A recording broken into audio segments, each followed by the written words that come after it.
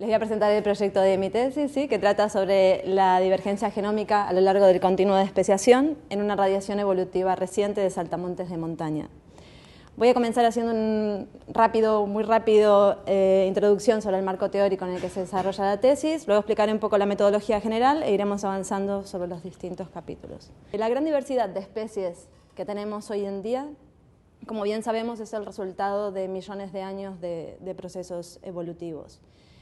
Al estudiar la historia evolutiva de los organismos y las relaciones ancestrales que tienen entre sí, no solamente estamos viendo qué patrones, infiriendo qué patrones y qué mecanismos de especiación están actuando para ese organismo, sino también nos permite detectar estos patrones y extrapolarlos y generalizarlos hacia otros organismos también.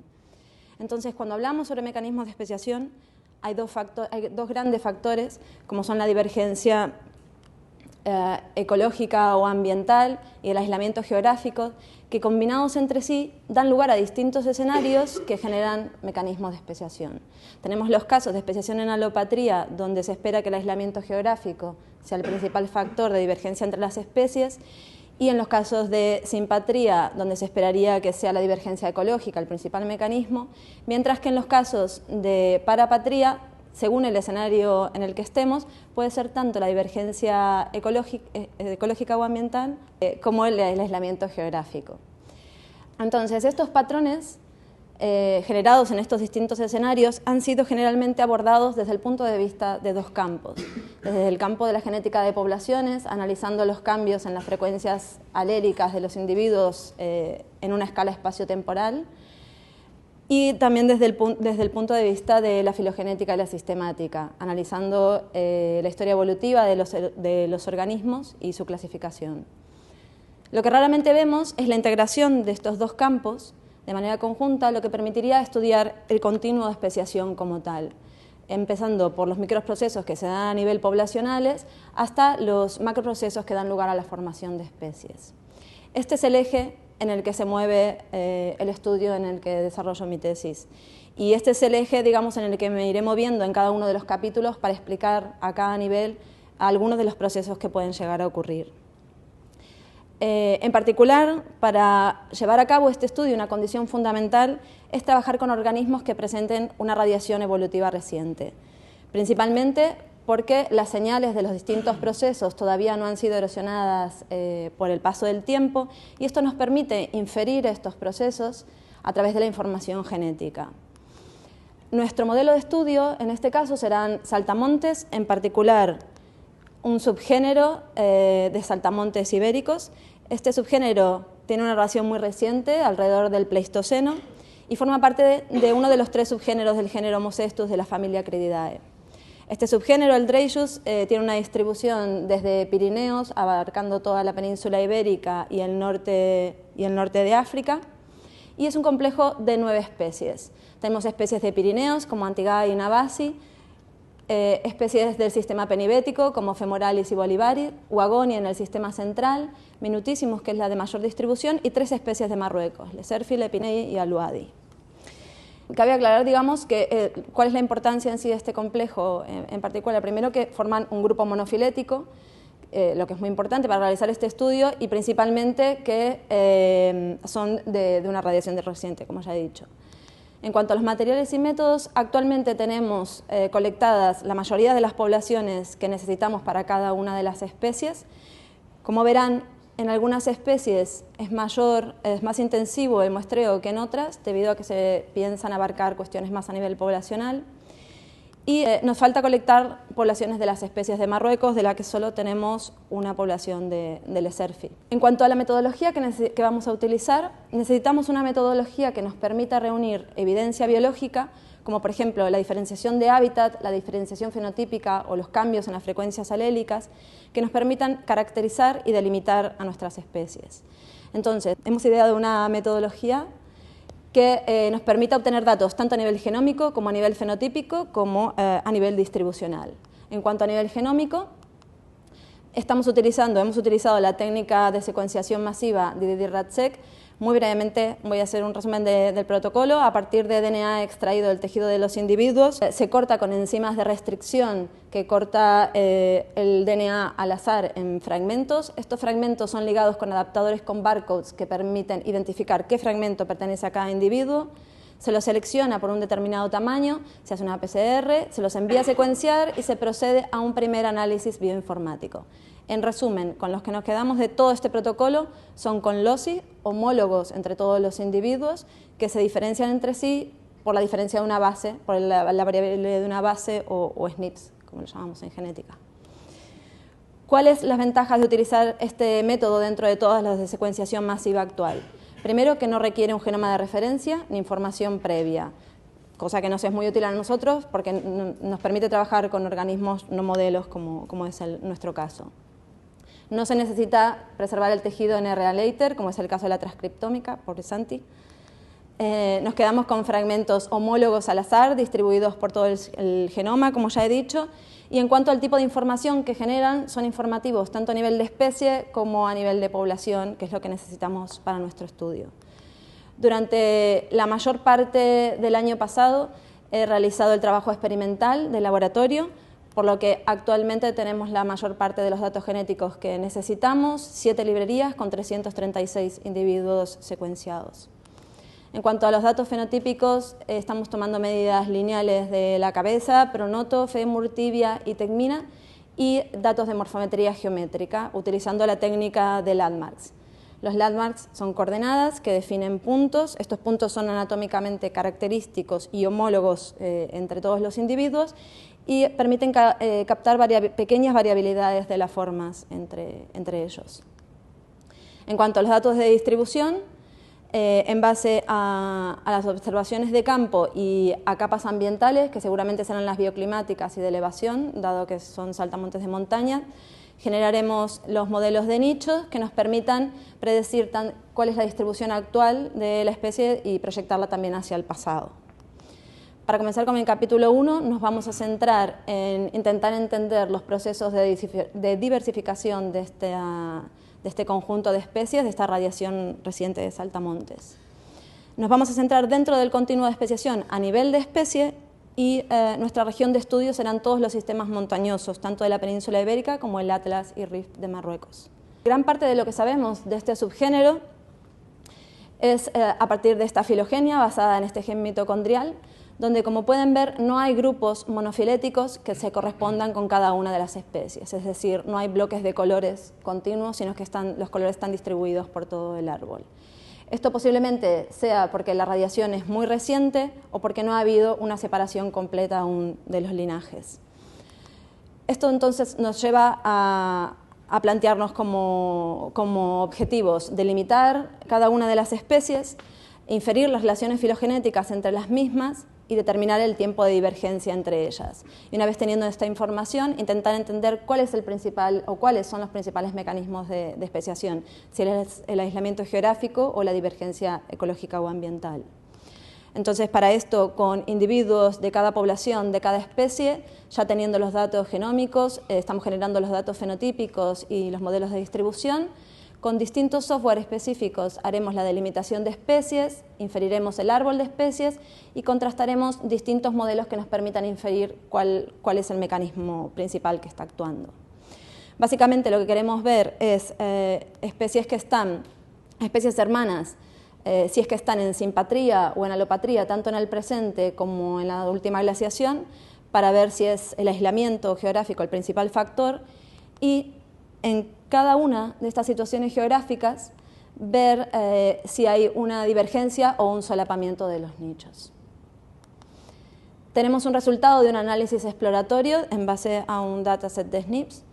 Este es un árbol de especies donde se puede ver que esta relación de aquí es la que tiene menos soporte, pero el resto parece estar bien resuelto.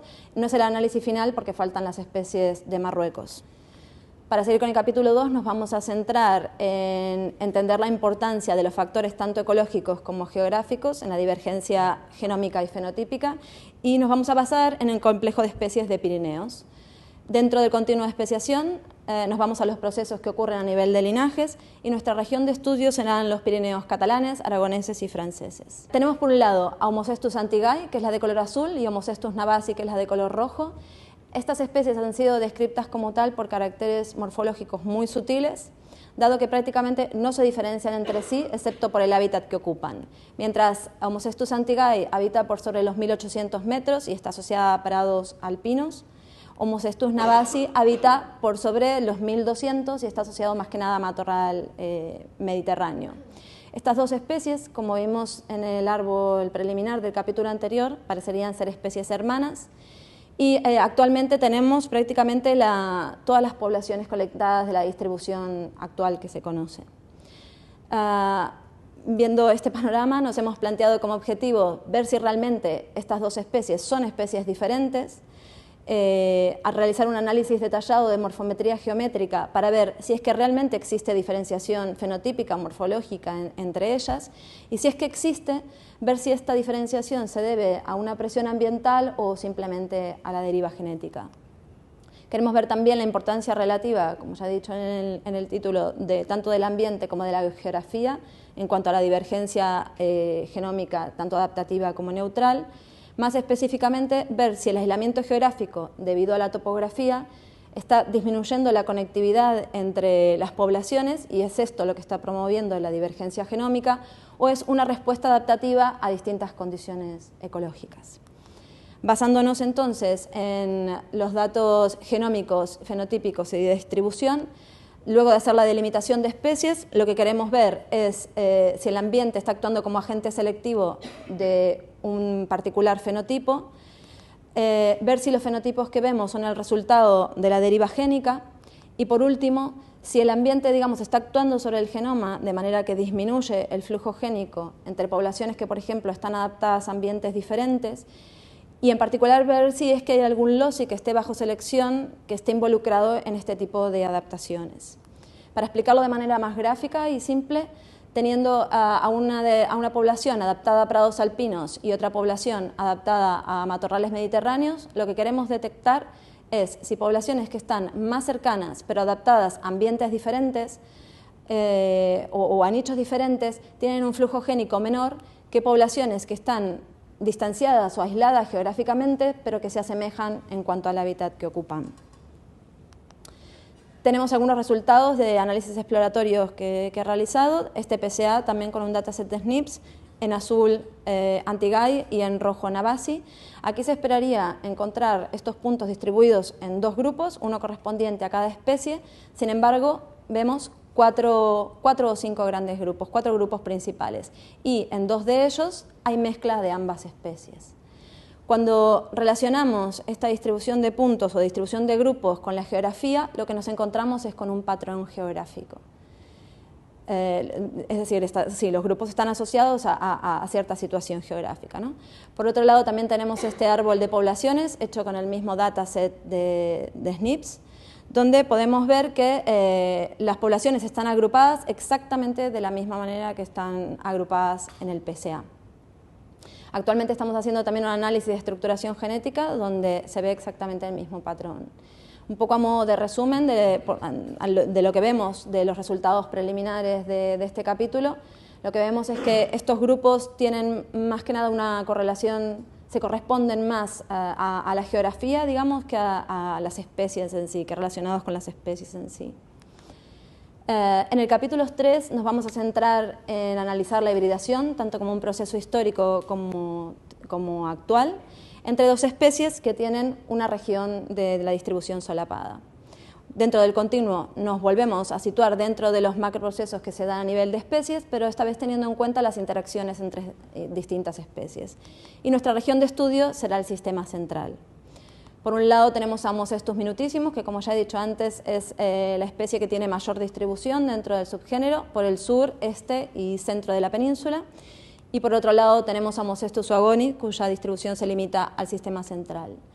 Estas dos especies tienen una región de coexistencia y lo que hemos visto también en el campo es que hay individuos que tienen características morfológicas que no pueden no pueden clasificarse ni como de una especie ni como de otra. Y esto nos ha llevado a pensar la posibilidad de que exista hibridación entre ambas. A partir de esto nos hemos planteado ver si realmente existe esta hibridación, si es una hibridación como un proceso histórico o si es que actualmente existe hibridación entre ambas especies. En el caso de que sea un evento histórico, queremos ver si el grado de introgresión va aumentando a medida que nos vamos acercando a la región de solapamiento entre estas especies. Sería interesante ver también si es asimétrica o simétrica entre ambas especies y ver si hay algún loci que esté involucrado y que esté favoreciendo esta hibridación. Entonces, teniendo individuos de cada población, de una de las especies, ya tenemos los datos genéticos generados. Lo que haremos será identificar a los híbridos y simular, testear, contrastar distintos modelos, de los que después voy a ejemplificar algunos. Tenemos este resultado de un análisis exploratorio realizado con un programa que se llama Structure, que se basa en la estructura genética de las poblaciones o de los individuos en sí, y está formado, digamos, por barras, y estas barras se corresponden a individuos que estamos analizando, ¿no? Entonces, y cada color se corresponde al OSI, al grado del OSI. Entonces, por un lado tenemos muy bien diferenciadas las dos especies, por un lado Homo cestus zoagoni y por otro lado Homo cestus minutissimos, Homo cestus zoagoni en Guadarrama y Homo cestus minutissimos dentro de la región de coexistencia, y vemos que dentro de la región de coexistencia existe toda una zona donde hay mezcla de ambos colores en algunos de los individuos.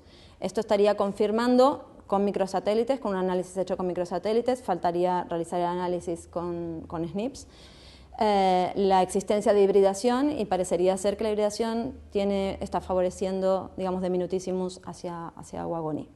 Respecto a algunos de los modelos que queremos contrastar, teniendo, bueno, Homo cestus minutissimos en Gredo, en Guadarrama a Guagoni y en Gredos la región de coexistencia donde se encontrarían los híbridos, este modelo quiere testar la posibilidad de la hibridación, que estaría significada aquí el flujo génico con las flechas rojas, como un proceso histórico contra este modelo que pone la hibridación como un proceso actual, y ver cuál de los dos está más apoyado estadísticamente. Para el último capítulo nos centraremos en estudiar la historia demográfica de manera comparativa entre dos especies que tienen poblaciones que tienen continuidad versus poblaciones que están totalmente aisladas. Nos centraremos en este caso en los microprocesos que se dan a nivel de población, y nuestra región de estudio será el sistema penibético. Por un lado tenemos a Homo cestus femoralis en color turquesa y a Homo cestus bolivaris en color naranja. Ambas especies son graminícolas y de alta montaña. Los hábitats de ambas se asemejan mucho entre sí, pero las distribuciones de ambas no se solapan para nada. Lo que es interesante ver es que en ambas especies hay poblaciones que están muy conectadas entre sí y poblaciones únicas, totalmente aisladas en alta cota de montaña. Esto nos ha llevado a plantearnos como objetivo la posibilidad de identificar cuáles han sido los refugios glaciares de cada una de las especies, ver cómo la geografía y los cambios climáticos del presente y del pasado han determinado el patrón de estructura genética actual, y contrastar esta estructura genética y la historia demográfica de las poblaciones que están conectadas versus poblaciones que están aisladas. Entonces, con los modelos de distribución generaremos modelos de nicho, junto con los datos genómicos y un software específico determinaremos los refugios, y por otro lado lo que haremos serán en esas islas en altura de poblaciones aisladas verificar si ha existido cuello de botella y determinar el tiempo de divergencia de estas poblaciones con respecto a las otras. De esta manera terminaría el último capítulo. En cada uno de los 4 capítulos hemos ido avanzando por el continuo de especiación en los distintos procesos, desde los macroprocesos que han dado lugar a la formación de especies hasta los microprocesos que ocurren a nivel poblacional. Quiero agradecer a mis directores por el apoyo y a muchos compañeros que me han ayudado en la charla. Amparo por la ilustración de todos los saltamontes que han visto, y a todos ustedes por venir.